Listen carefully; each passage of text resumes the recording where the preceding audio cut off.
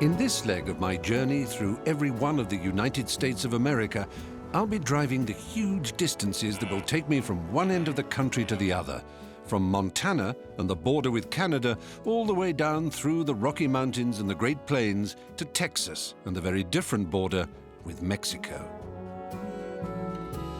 I want to discover America's heartland, its spectacular mountain spine and the great food basket beside it, and how Fortress America is increasingly conscious of the need to protect its riches.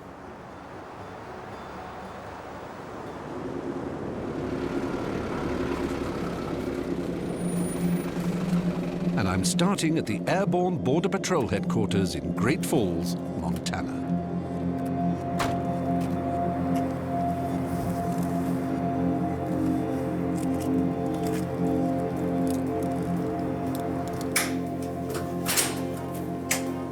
The goal is to be out of here in 8 minutes if we have to be.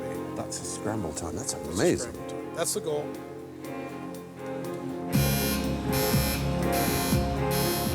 In Montana, one of the things I noticed when I moved up here was a lot of folks don't even lock their door. I think the United States had that attitude before 9/11 pretty much, but I don't think we can afford to leave the door unlocked.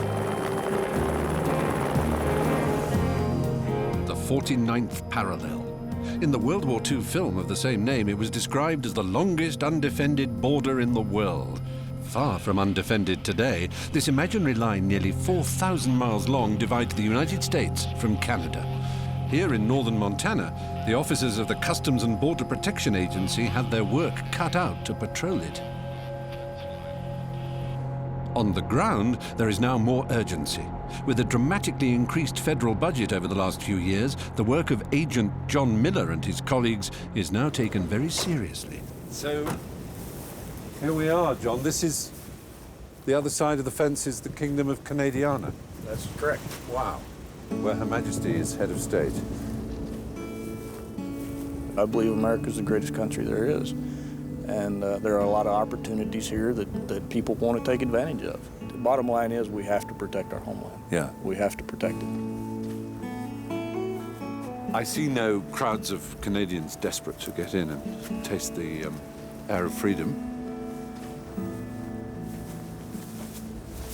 There's strange things, frontiers, borders, they seem so imaginary. Here, my hand is in Canada, and the rest of my arm's in America. Some sort of obelisk. The actual international boundary mark. An international boundary mark. So, in fact, you're not telling me we've been in Canada all this time? Yes, we have. We have? Oh, how very extraordinary. I didn't even show my passport. So, that says United States, and that says Canada. So, in fact, I'm now genuinely straddling the 49th parallel. My right foot is breathing the air of freedom. My left foot is in the strange, incomprehensible, but clean world of Canada. You're in Canada? Yes, sir. Guess I better move. Yeah.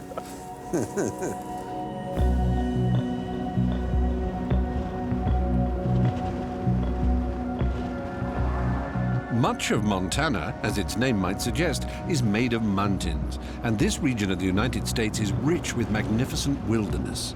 The system of U.S. national parks was expanded into what it is today by President Teddy Roosevelt from 1901, and in a nation with a mixed reputation in matters green, they are a shining conservation showcase. Glacier National Park in northern Montana covers an area of 1,500 square miles of the Rocky Mountains. It's home to mountain lions, rare Canadian lynx, wolverines, and black and grizzly bears. Wow. That is so beautiful. Stunning. As a geologist working here, Dan Faber has an enviable job. Pretty hard to take this for granted. I come down here at lunch and look at it periodically just to make sure I don't ever take it for granted. Good air. Yeah, this water is so clear. Isn't it staggeringly clear? You can look down on the fish.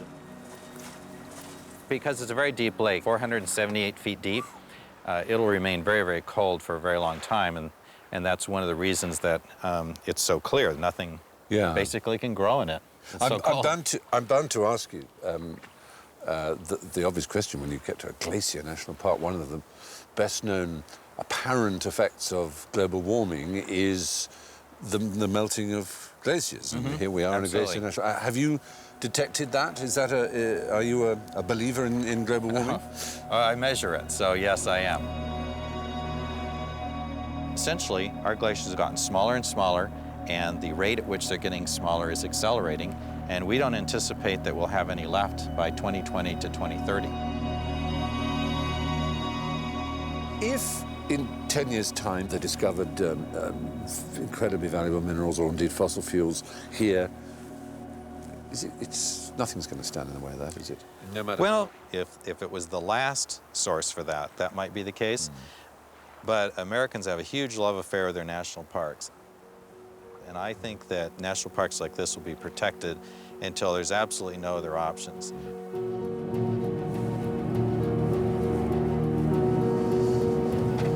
Well, the more I travel in America, the more extraordinary I find the landscape. Nature has gone just a little bit potty in this part of the world. It's a rather American characteristic to overdo it, and nature is very American here.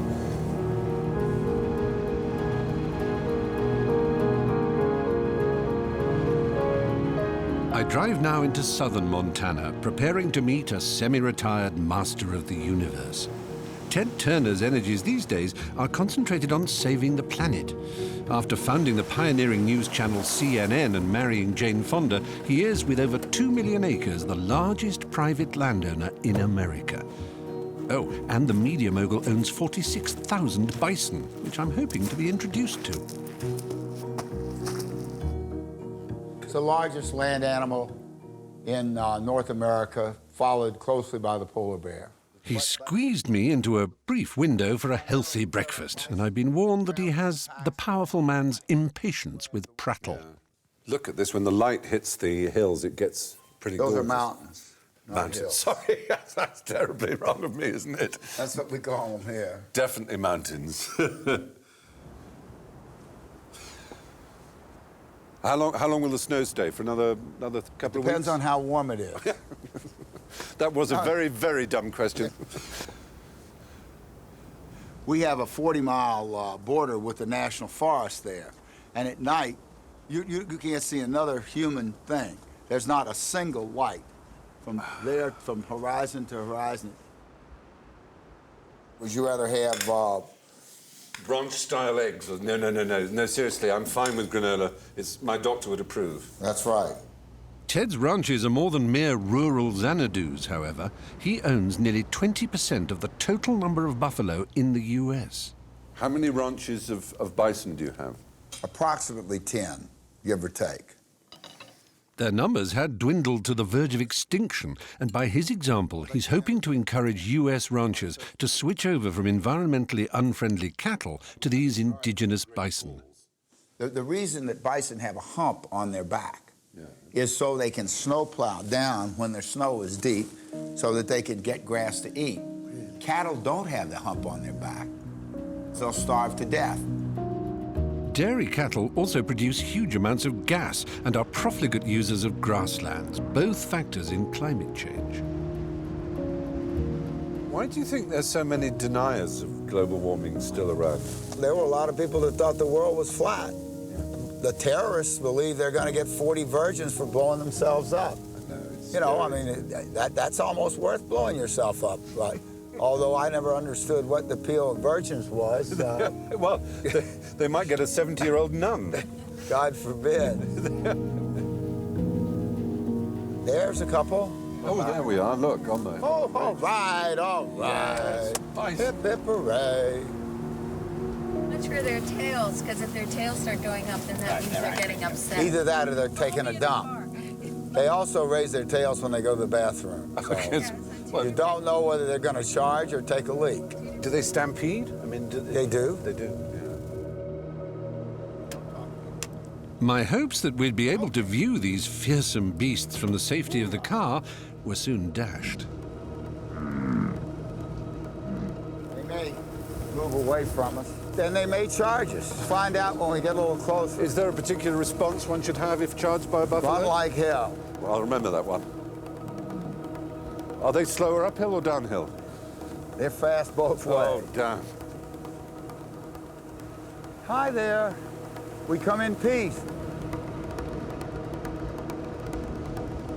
It's a wonderful sight. There's something about that shape. It's so imprinted in one's imagination from illustrations as a child, and because they are as connected to this landscape as the mountains. Yep. They really Yep, they are.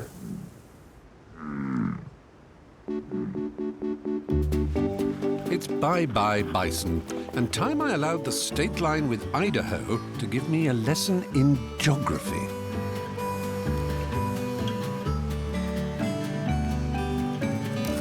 Well, as you can see, the state line between Montana and Idaho is also the Continental Divide. Well, you were probably much better at geography at school than I ever was. I had to have it explained to me. A Continental Divide is something to do with water, with streams and tributaries. Essentially, if I was to pour this water here, as I am doing, this side of the Continental Divide, the water would eventually trickle down, following gravity, into streams and tributaries, into a river, which would ultimately, and must ultimately, drain into the Atlantic Ocean. On the other hand, if I were to go this side, that water is going to drain all the way to the Pacific. That's roughly, in a nutshell, what a continental divide is all about. Idaho, romantically known as the Spud State, is sparsely populated, with a mere 1.5 million people. It's known too as the Gem State, being almost as rich in precious stones as in humble potatoes. Idaho, home to 9 national parks, is also stunningly beautiful, but I have to move on. We are hitting yet another state line. This time we're saying goodbye, Idaho, and hello, Wyoming.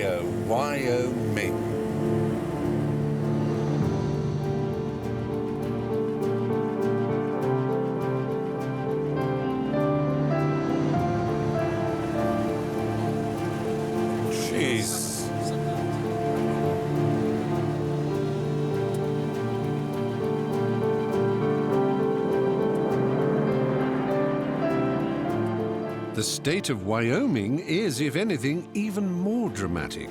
It too is generously endowed with wonderful national parks. And a decade or so ago, wolves were reintroduced into the wild here.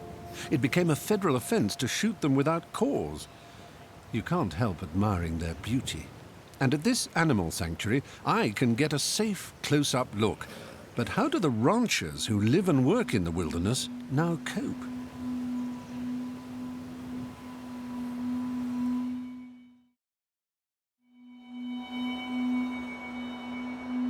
I've come to visit a couple whose ranch is as remote as any human habitation I've ever visited. It's in the middle of Wyoming, just over the mountains from Yellowstone National Park. Holy shit.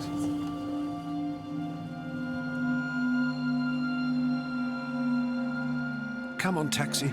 You can make it. The cattle ranch that the Robinets manage is about the size of an English county.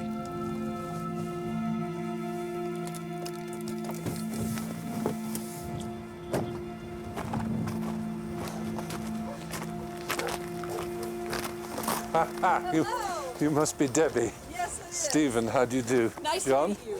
Yes, sir. Nice to meet you. Very nice. What a place. This is how you wake up every morning. Yep. My goodness me. Sometimes it'll take 2 days to get to the highway. When you come back from town, you realise you've forgotten that pint of milk you were going to buy. It must be, oh, bother.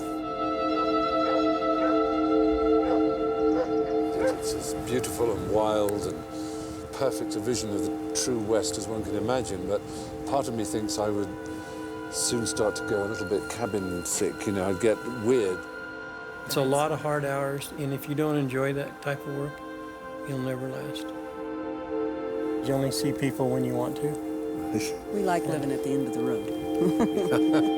But as far as wildlife is concerned, it's rather a popular spot. And this is a grizzly bear that got into our horse barn. Look at those claws. That's what can pull your face off with a single swat, isn't it? Yes. Enormous bear. John and Debbie actually coexist pretty well with the grizzlies. It's the reintroduction of the wolves in nearby Yellowstone that's causing them sleepless nights. I can hear them howling. That's our dog. That's your dogs. I was going to say they're just. Usually that's an indicator that there's wolves around when they howl like that. Yeah. Right. This morning after we fed our horses, we let the dogs out to go with us, and one of the dogs didn't come home. And you think they may have taken your dog? They've taken 6 in the past. Really? And most of them have been killed right here in the yard, close to the house. I lost an 11-day-old colt. It was another pretty sad deal to go through. I can sense it's personal with you. Yes, very. They feel strongly enough to have compiled a photographic dossier of the wolves' aggression, and it's not for the squeamish. This is one of the calves that the wolves chased and bit, but they didn't stop and eat it. But they made a mess of it, let's be Yes, honest. this is what they look like when we usually find them. There's absolutely nothing, Oh, my goodness. nothing left. Here's one of our dogs. She was killed right out the back door. She was very dear to us. A recent recording they made here really brings the point home. That's the real thing, isn't it?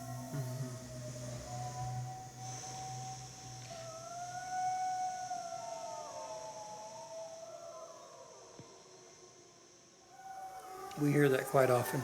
It would send the fear of God into me, I have to say.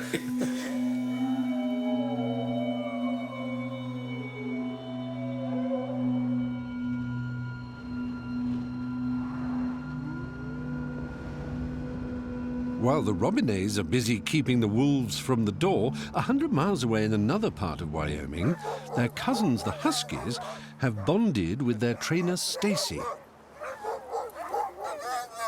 Good boy, bud. So what you want to do is swing him around, and then if you're holding on with your legs together, your arms are free. And you can squeeze if he tries to get away. Okay. And then the harness is going to go over his head this way. Pumpkin. There you are. How about And that? then his little paws And then just you want head to get a leg through. in there. And you want to get a leg in there.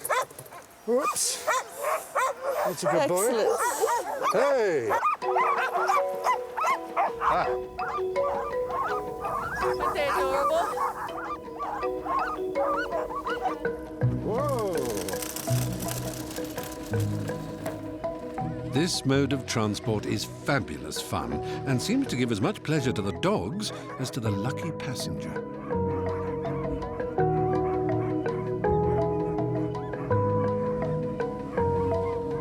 Sliding along in this fairy tale setting, it's easy to see why Northern Europeans felt so instantly at home in this part of America.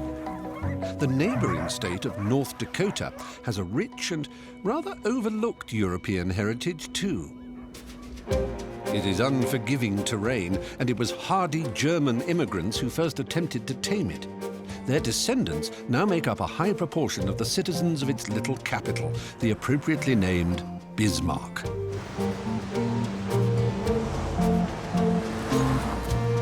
Time for a hearty lunch at a diner whose house speciality is Knöpfler dumpling soup and whose registered slogan is the suitably Germanic and direct, "Sit down and eat." Deep-fried hamburger. Yes. It's outrageous. Oh, I see. Oh, my goodness. It's in a pocket of...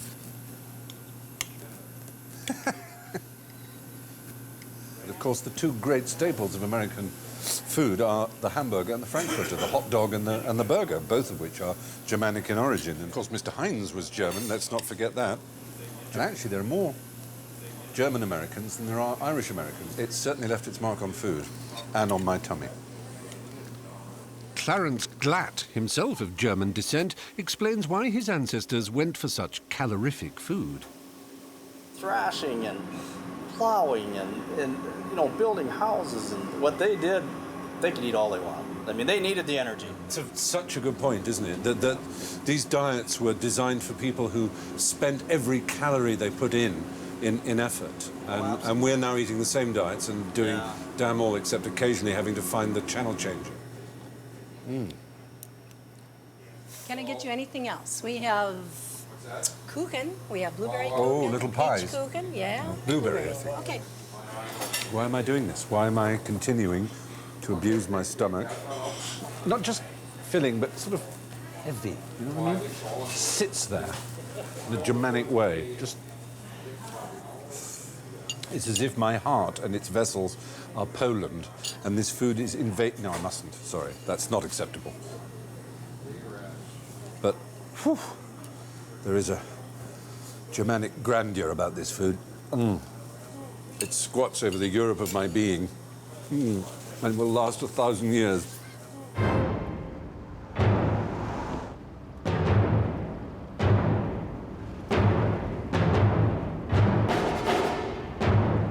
Something else that was designed to last at least 1,000 years is 250 miles away in the state of South Dakota. Out of the Black Hill Mountains was carved in the 1940s the celebrated monument that is Mount Rushmore. It took 14 years to carve the 60-foot-high faces of 4 of the United States' most distinguished presidents: George Washington, Thomas Jefferson, Teddy Roosevelt, and Abraham Lincoln. But rather like the 4th plinth in Trafalgar Square, there's a space. Any suggestions?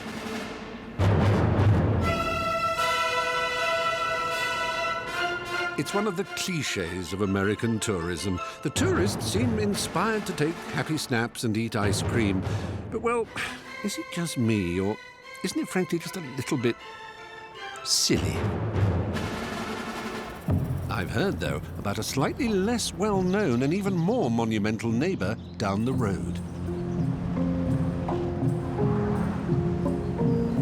Oh, God.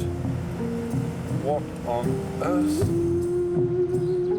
A very determined Polish immigrant named Żowkowski, who had worked as a sculptor on Mount Rushmore, started in the 1960s an immensely ambitious monument to the Indian chief Crazy Horse. Stop, please. Thank you. No, don't you dare. On his death, Żowkowski's son, Kaz, took up the reins of this bizarre project and hasn't dropped them yet.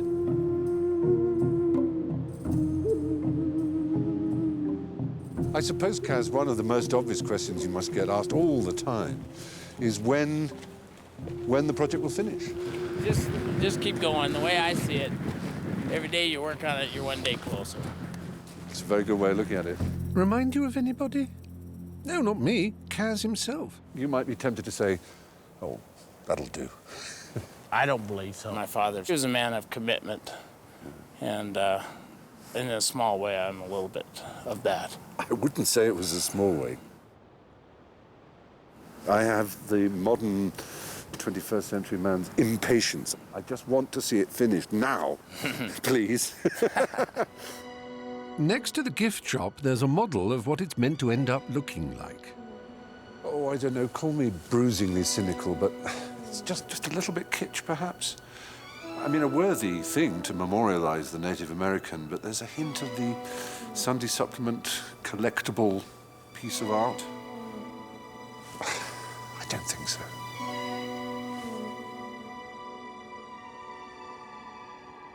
So this is all his arm pointing. And what direction is he pointing? Is he pointing southeast? Is there a particular reason for that? If you go directly southeast, it's where Columbus first landed. Right. So he's pointing to his people, look what's arrived on our continent. Yes. The Crazy Horse sculpture is a perhaps rather dubious expression of the grievances of American Indians. My journey now continues into the Badlands of South Dakota. This vast wilderness was considered a dead space by the early settlers, hence the name Badlands. It has a strange beauty, though.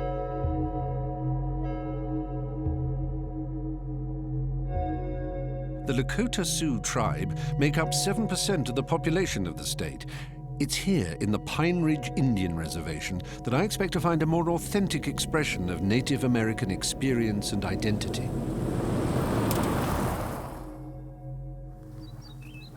This is the site of a notorious massacre. What happened at Wounded Knee in 1890 shamed the history of the white man in this land. 300 Indians, men, women and children, were slaughtered by the US 7th Cavalry. The names alone invoke the spirit of these proud but cruelly oppressed people. We are the consequences of America. You know, we are the shame of America. We're not included in America. Russell Means is a veteran campaigner for his people's rights. 1 out of every 4th Indian child born is fostered or adopted out to a non-Indian home. That's 25% of our future. The average age of a fluent Lakota speaker is 65. Linguists have said we've lost our language, therefore. We've got 10 to 15 years, and then we're exterminated as a people. Because it's our language, is the connection to everything. A black woman said it best. She said, you know, the white man has taken the taste out of our mouth. And that's what's going to happen to my people. We're going to be exterminated.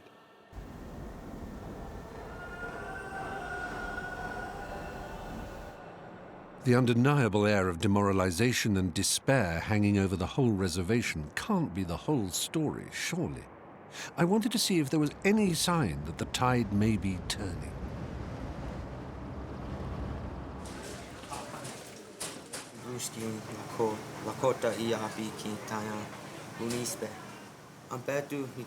I was surprised to find that amongst the young, the language and traditions of the Lakota are in fact undergoing something of a revival. If you learn with another friend, then you could just talk and tell jokes to each other. No one else can understand what you're saying. It's important to me because it's what my ancestors spoke a long time ago, and I hope that it never dies out. It can't be all gloom and doom when high school corridors reverberate with the sound of their native songs.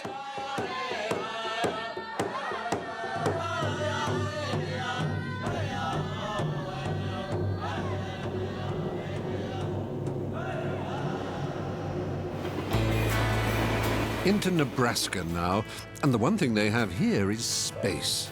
Lots and lots of it.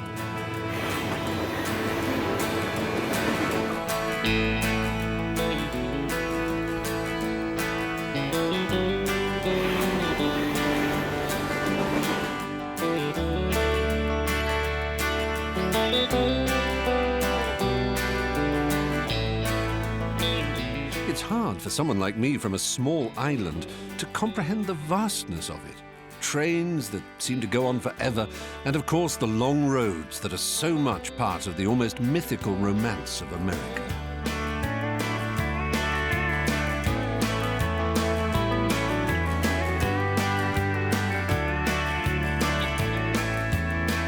This vast economy needs goods to be transported in all directions, and I want to meet the people who actually make America work.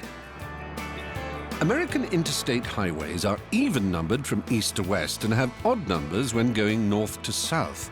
The vital artery that is I-80 goes all the way from downtown San Francisco to the New York suburb of Teaneck, New Jersey, and is a favorite of that fascinating breed, the American trucker.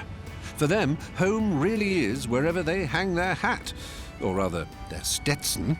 And here, near Grand Island, Nebraska, is one of its largest truck stops. And I decide to introduce myself to a real-life trucker, see if I can gain an insight into their unique world. Hi, I'm Stephen. Bruce. Nice to meet you, Bruce. Wow, it's my first time.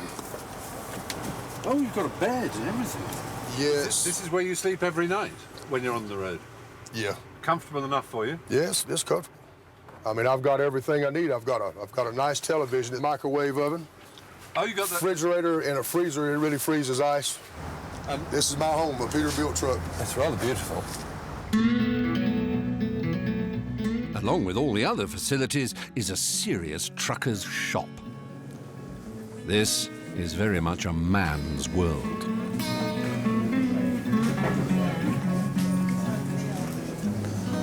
Oh, now this, yes.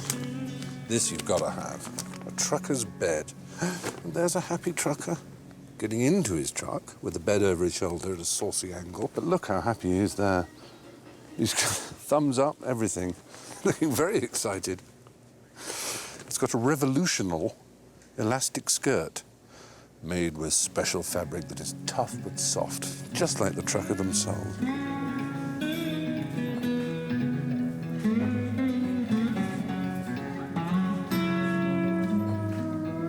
What on earth?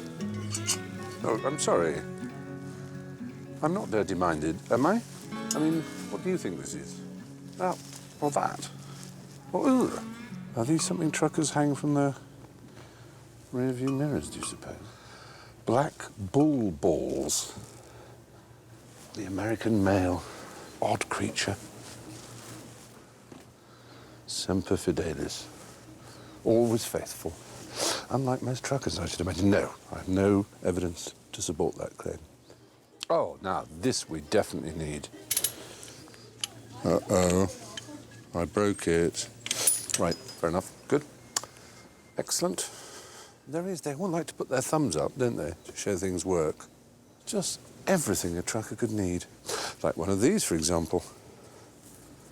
Which you'd need for... Well, I don't need to tell you what that's for. It's pretty obvious, isn't it? Been there, been there, been there, been there, been there, been there, been there, been there, been there, been there, been there, been there, been there, been there, been there, and there. Nebraska. And so Bruce, one of the vital cogs of the American economy, trucks off into the sunset with his oversized load of a combine harvester. What's the appeal of this life? There's nobody in here nagging me about, what he wants me to do next, or, you go here and do that right there, I'm in charge of this truck. That's pretty much it. He gives me a ride for the first few miles and then we part. I have my own traveling to do.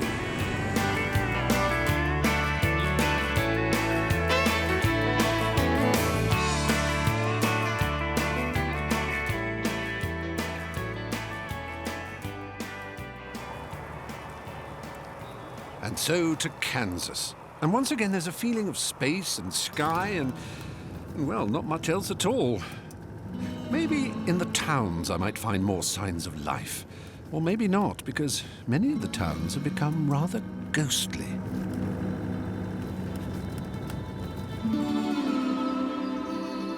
On the banks of the Missouri, the town of White Cloud. Population, not many. Its story, like so many settlements in the Midwest, is one of decay.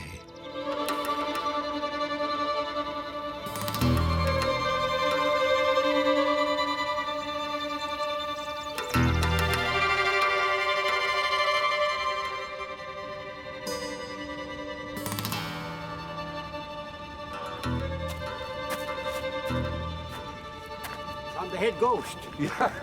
Hi, I'm Stephen. People call me Wolf River Bob. Wolf River Bob, nice to meet you. And, Well, I was born and raised here. You were? I lived here since 1926. Oh, my goodness I me. was just a youngster at that time. And was it, how can I put this delicately, was it more prosperous then? Yes, indeed it was, yes. Why exactly did the town die, Bob? Well, we lost the steamboats. We lost the railroad, because it ran right along the bluff here. Yeah. And it just got to the point to where the town couldn't support anything. Some people are holding faith and staying here? Some of them have no choice. Well, I guess that's it.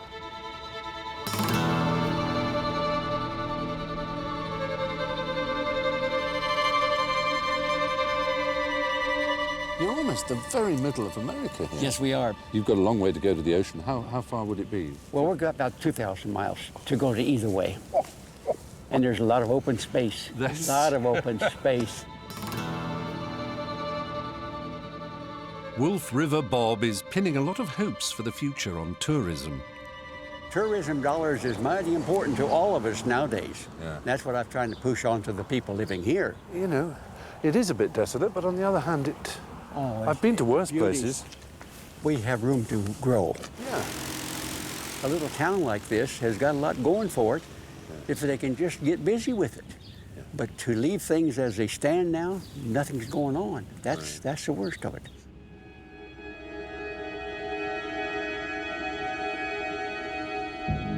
Dorothy followed the yellow brick road out of Kansas into Oz. And I have a strange feeling as I follow this road to, well, not an emerald palace, but a very unusual home indeed. It's an enormous underground lair, and it speaks of a dark period in our recent history.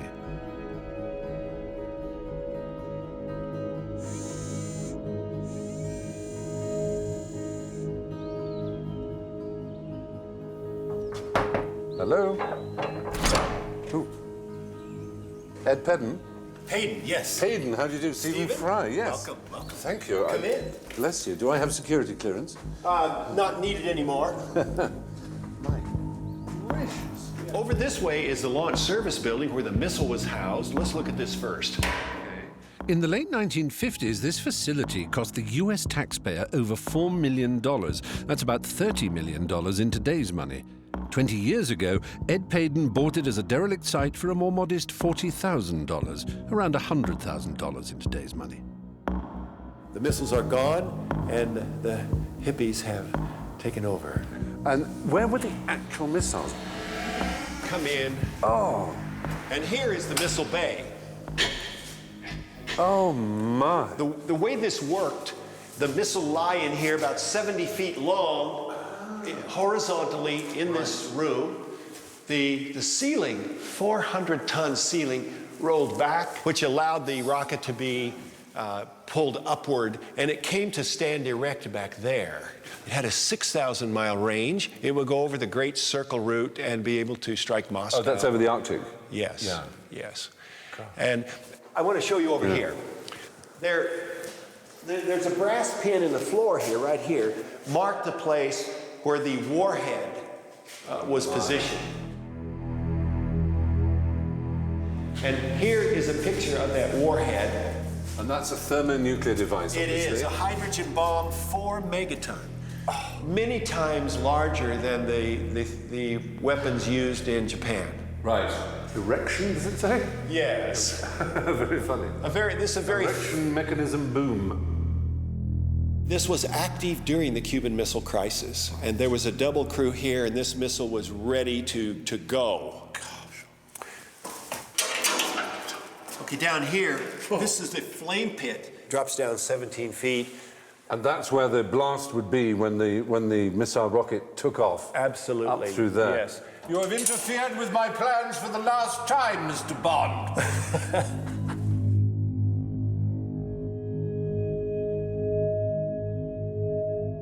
No lone zone, two-man policy mandatory.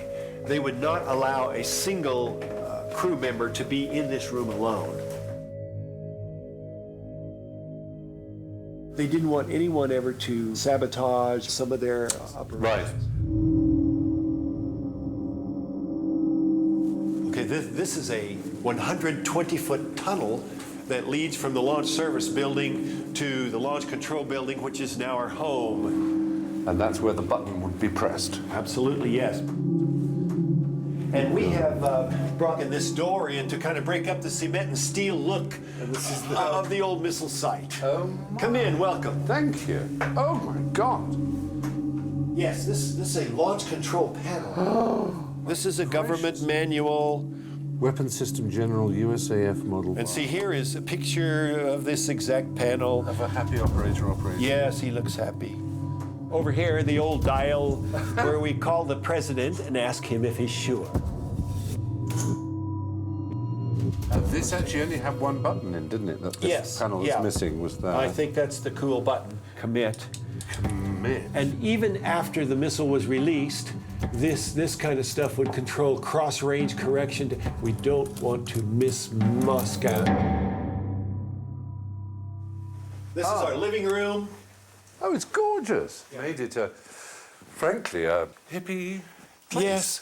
Well, we felt that the room had a very heavy energy. There were 3 guys in this room ready to to blow up a Russian Yes. city. The space needed a little work. Yes. It needed some energy improvements. The thing we like about this, it's very easy to heat, very easy to cool in the summer.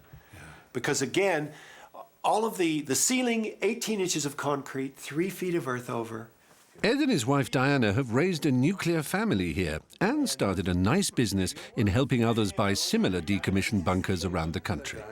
We have 2 daughters. Yes. So how did they find us children living here? They learned to ride their bicycles on our half-mile paved private driveway. And then there were other days when they would say, "Dad, why do we live in a hole?" There are many times I asked Diana, say, "Diana, why don't we sell this for a big, nice price and live on the surface like normal people?" But she never wants It's to. home. I can't leave home. I tell you, just after 9/11, our phones were hot. Some of the sales we have been making recently are to companies that are interested in secure data storage.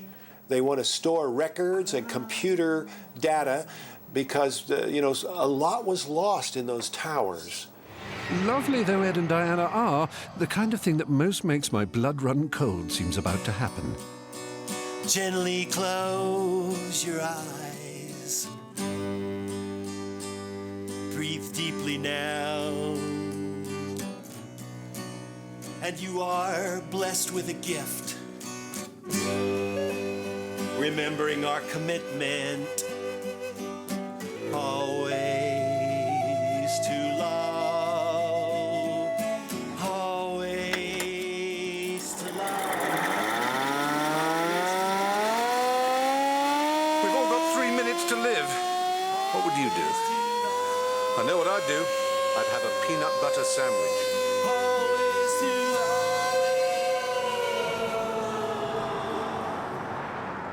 Onwards to the state of Colorado and the shadows of the Rocky Mountains serrating the horizon once more. Colorado is home to Aspen, where the smart set ski.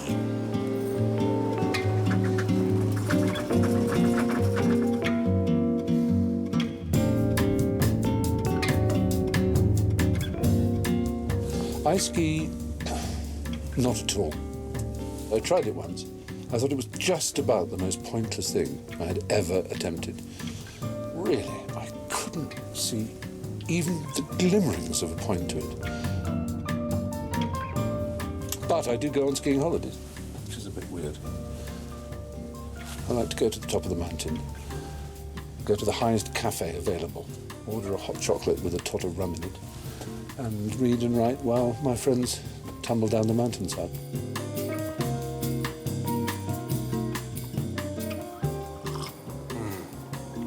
Oh, that's good. Not a million miles from the glistening areas of Aspen's uber-wealthy is a very different world. In the heart of Oklahoma City, as in so many other American cities, can be found a branch of the largest charity in the U.S., the good old Salvation Army.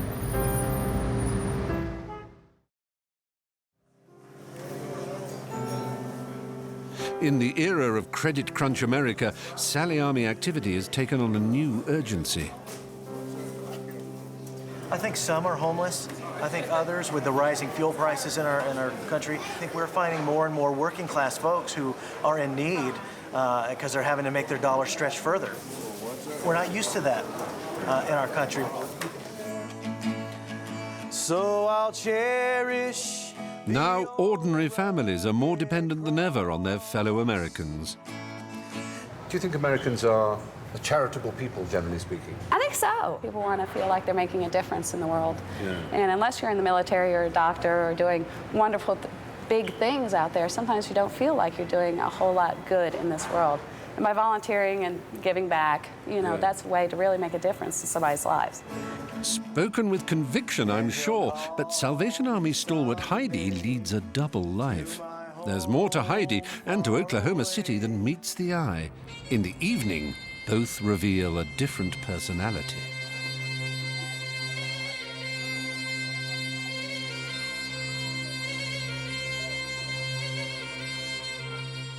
I thought it was only men who had safe, secure jobs by day and then turned into ravishing women by night. No, but we compete against them all the time. They're better than we are. They dress better. It has a reputation for being rather naughty and saucy. Yeah, you know, that's something we really have to fight against because, you know, you have the exotic dancers, the ones that take their clothes off. Yeah, the pole dancers and yeah, everything. and such on like that. But belly dancing is very dignified dance.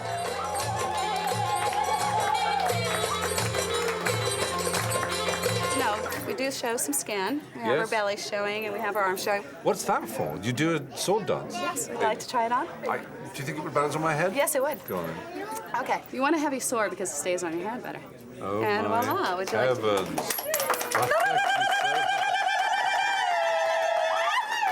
Thank you. Have you injured yourself ever? Yes. I actually tried a trick once because you have to practice In fact, tricks. you were originally called Robert. We only take tips here and here, Right. here and here. We do not take tips here.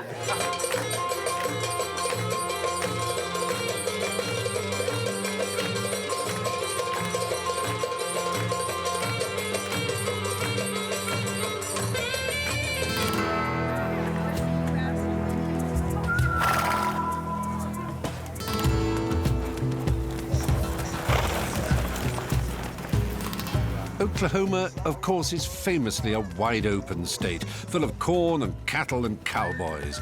And before I leave, I'm going to immerse myself in the true spirit of the Golden West.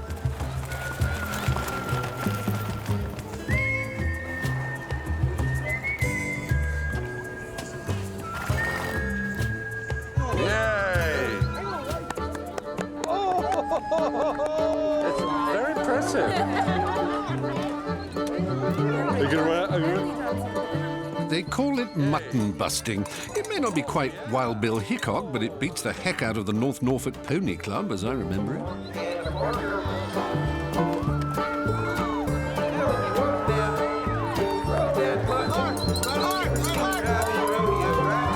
Oh, he's good. Yeah. His armor. I'm sure that's good.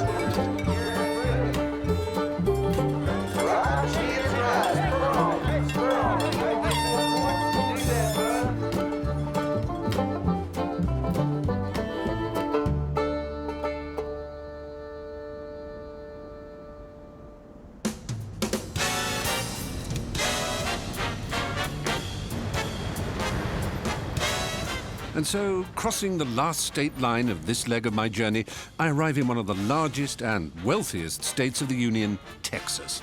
About the size of France, it's practically another country. Hot, flat as a tortilla, and dry as a tequila. It's more sophisticated than you might think. And as my taxi braves the flyovers of the capitalist Valhalla of downtown Houston, which exudes the same bravado and swagger as the rest of Texas, I wonder what it is that really oils the wheels of Texan high society. A ritzy fundraising gala seems a good place to find out. The idea is that wealth distribution comes not through taxation, but through the charitable deeds of the rich. The trickle-down effect begins its trickle at events like this, and I'm going to experience it firsthand. The Society for Performing Arts puts me to work. You're going to give so much money that you're going to shock yourself. Because, as the kind of extraordinary Houstonian citizens that you are, ones who believe in the arts, Oscar Wilde quite rightly said, all art is useless. And that may sound as if that means it's something not worth supporting. But if you actually think about it, the things that matter in life are useless. Love is useless. Wine is useless. Art is the love and wine of life. It is the extra, without which life is not worth living. I managed to flog a long weekend for two in a Mexican resort for a measly $16,000. Society editor Shelby Hodges has strong views about the duties of the rich.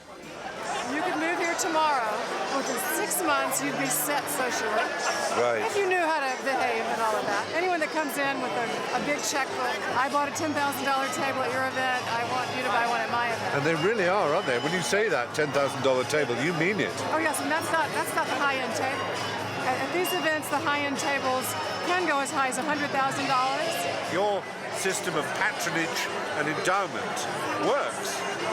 You say that's true? Yes, and the strong socialism thing is not very popular in the United States in any case. We rather make our money, choose where we want to give it to help others. Yeah. It is very much expected of the rich. Exactly. And if you don't participate, that's when you're probably shunned.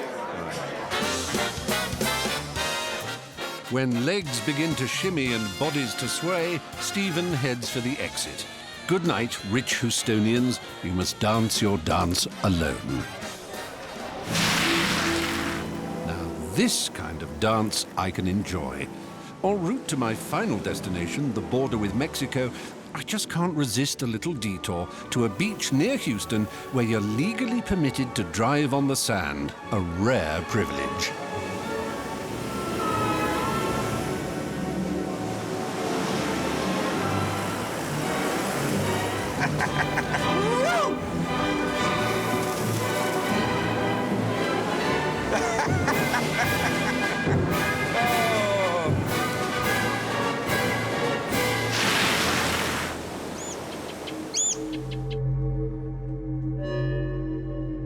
After all their drama down the Midwestern United States, the Rockies now ooze like porridge to a close. This is literally the end of the Rocky Mountains.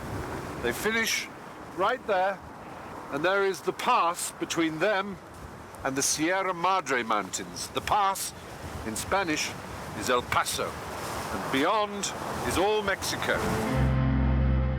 The snowy northern border with Canada all those miles ago all seems rather genteel in comparison to this down and dirty frontier.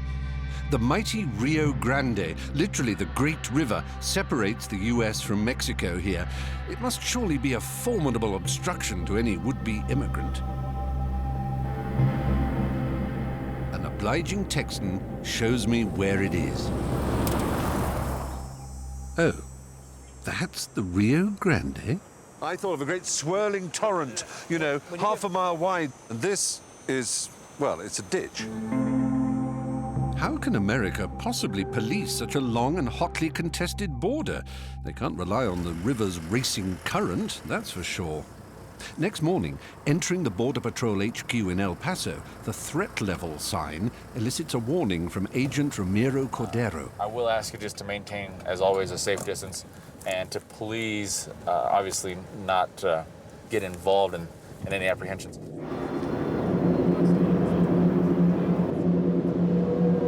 Here I am, still in the United States, and there, just yards from me, I can see Mexicans in Mexico going about their Mexican lives all Mexicanishly.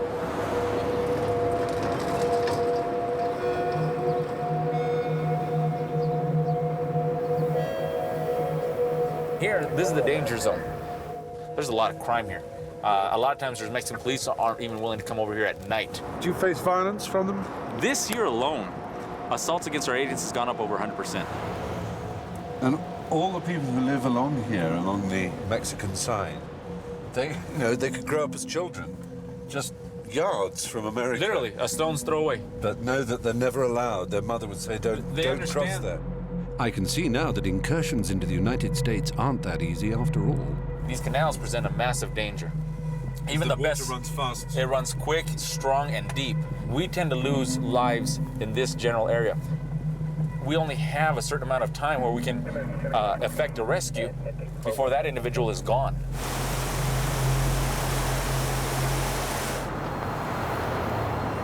It's running pretty quick. Oh, yes. It's a pretty good size. That is, isn't it? So that even the best swimmer can find themselves in some jeopardy in here. It's evidence of the extreme and dangerous lengths people go to cross into another life.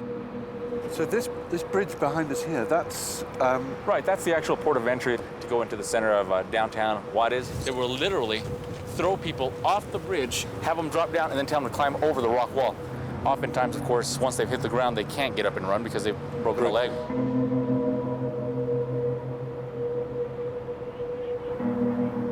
and then it all kicked off. At this point, they've got an entry. They should be just up ahead of where we're at. Oh, really? Oh, there's the vehicle. There's the agent. It looks like one of them may have tried to come in under the bridge, but we're about to find out. Oh, wow, there they are. Those two individuals had come across into the United States. They've already crossed the river once, they've gone back, and now they're being chased back into Mexico. Agents are trying to secure the area because they believe there may be other individuals that are trying to get in as well at this time.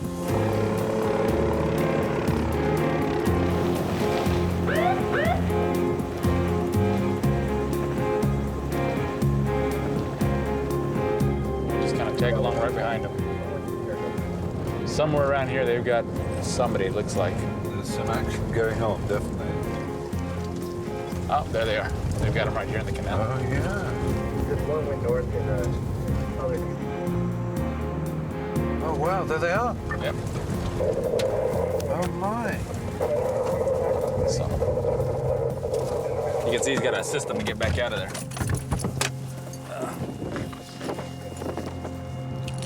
Do you guys have any more? All right.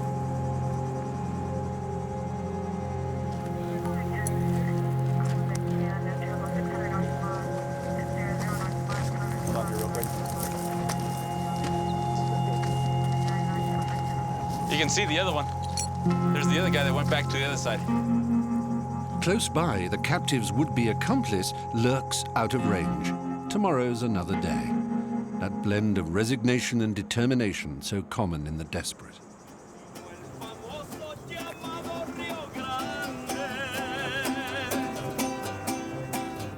These three are U.S. citizens, and in a bar by the border, they sing a happy song.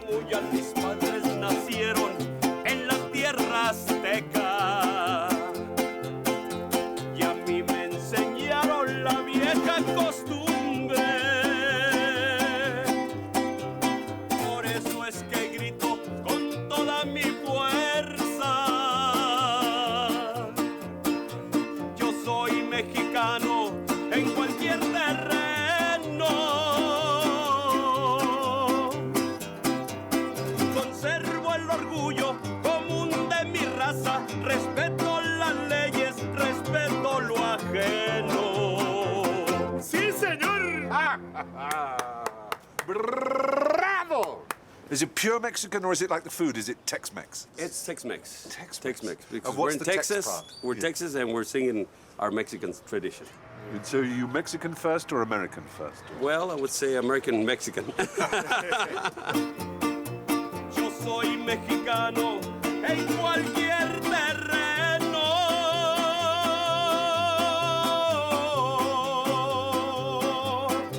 Conservo el orgullo común de mi raza. Respeto. Next time, I'll be exploring the overwhelming beauty, eerie vastness, and wild eccentricity to be found in the great western desert as I head towards the Pacific Ocean.